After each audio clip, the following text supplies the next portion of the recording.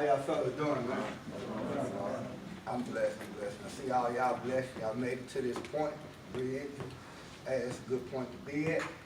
You're almost there. You're still here. But why you here is what you really do. Why you here is going to make the difference when you get out there. I'm going to just keep it real. It's all about your mind frame. If you're here having a good time, you telling war stories, you know, you reflecting on the good days and how much fun you had, 9 times out of 10, you might have another Joe Season. I'm just keeping it real. It's about your mind. Your mind is the most brilliant computer ever created. Jehovah created a computer so brilliant that it controls your body. Now, what you have to do is reprogram that computer. So what I was doing, man, just think about this, 3 years ago. I'm in Bossier City, man. I'm facing a life sentence for distribution of marijuana. I mean, how you gonna give me life for selling something that they selling legally other places? But I had to start thinking when I was in there. I put the dominoes down, I started praying, and I started reevaluating my life. I remember the last thing I seen before they arrested me was the tears in my son's eyes. He was only about 2 years old. And I'm thinking I'll never see him again. And somehow, through his divine mercy, he put me right back on the street. And since that day, I made it my purpose to focus on something bigger than me. Because in a lot of rehabilitation programs, it's kind of true when they say you got to do it for yourself. Sometimes it's something bigger than you. You know, because sometimes we get in self, we get selfish. You know, and getting selfish, just like when you get out of here. Be honest, we all got that convicted felon label on it. It's going to be hard when you get out there. Even if you're in here with a trade, getting a trade, it's going to be hard. So guess what I do? Again, I think it's something that's bigger than myself. Them days when I'm sitting around, man, I'm struggling, ain't got bus fare, whatever, and all I do is call, hey, bro, put me down with something. You know what I do? I don't even pick up the phone. I go pick up a yard rate, and I walk around the neighborhood, knocking on the door. Because if I can make $25, you know what I'm saying, out per yard, think about it, if I can get 4 yards, that's $100 a day. You got cats out here right now taking penitentiary chances, selling dope that don't even make $100 a week. You see what I'm saying? Why take that chance if you know that the system is set up against you and it's a game? Why play it? If you know the dope game is a game, why play it? Because guess what? In the dope game, in the streets, only 2 prizes you're going to win. Jail or dead. If you play a stupid game, you're going to win a stupid prize. And in the dope game, ain't but 2 stupid prizes to lose. Now, as far as me, I believe in faith. My faith might be a little bit different than you all, but there is one creator. And there was a man in the Bible named David. David was the most praying man in the world. He prayed more than anybody. If you look at the book of Psalms, it was most of them prayers, the Psalms of David. David would see an enemy coming against him, and he'd look at that enemy and he'd be like overwhelmed. So he'll get on his knees and he'll pray. He's down on his knees, he's praying, he's praying, he's praying. He say, will I have the victory, Lord? The Lord say, yes. You'll have the victory. So should I go out against him? He said, yeah, go out, I'll give him the victory. Now guess what? David had to get up off his knees after he got through praying. Because what he asked, do I have to go out there? And the Lord said, yeah, you got to go out there. So while you're in here, you pray, you get close to that creator. Because you're going to have to get up off your knees when you go out there, and you're going to have to fight that battle. And just because, you know, you feeling good now, there's going to be hard times out there, man. I'm talking about, you're going to run into brick walls, people are going to be slamming doors in your face, they're going to be slamming doors, but this is what you do. You create your own door. Again, if you go apply for 50 jobs and all of them turn you down, come back home and go cut somebody off. Ask somebody, do you need your fence fixed?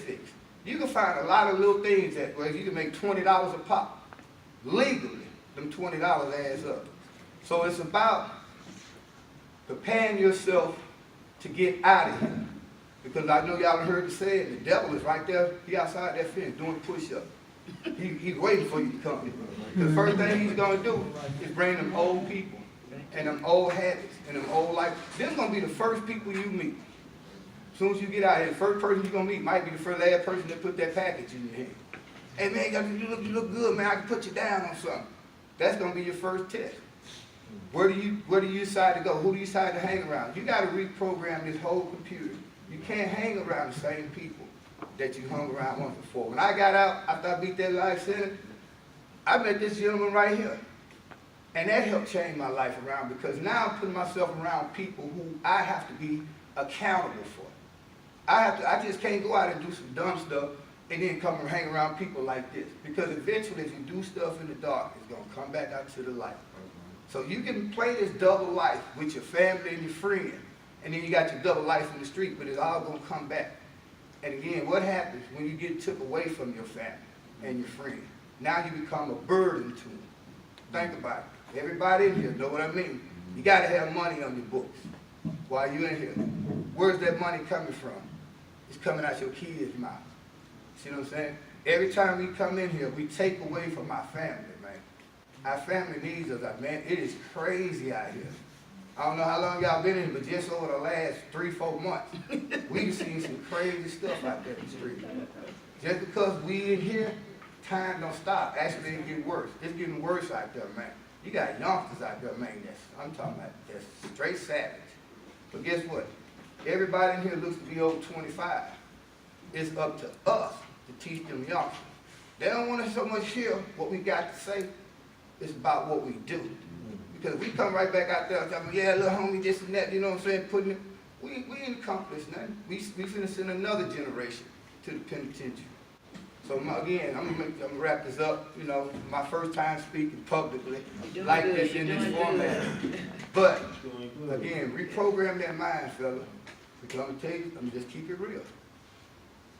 Do you think Caddo Correctional Center has a vested interest in you going out there, staying out there? There's two people that we, especially as black men, want to put out of business. That's the jail and the mortician. We got too many of our kids going to jail, man, too many of them dying. And it starts with us.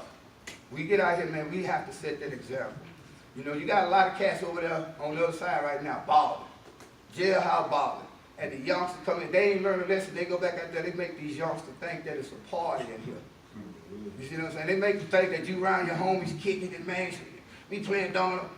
Come on, man, you live in a room the size of a bathroom with 3 men living in a bathroom. You got to put those things out there in their mind. You know, we got to live that example, show that example, but be that example. Hey, thank y'all, man.